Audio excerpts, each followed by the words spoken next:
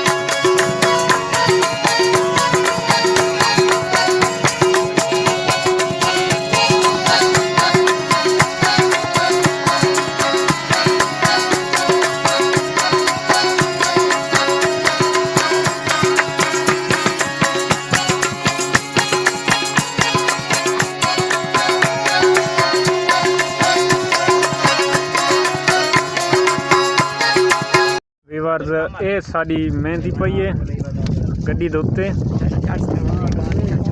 और उस तो बाद इहदे विच कोई मोमबत्तियां वगैरह हैं।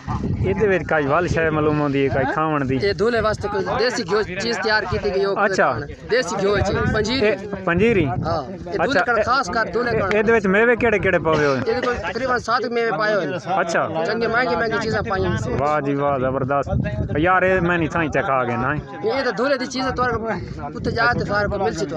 अच्छा, दूल्हे कान की हां बिल्कुल दूल्हा से सारे कान। प्लीज भाई ये वीडियो बन रही है और सेल्फी कब लोगे आप?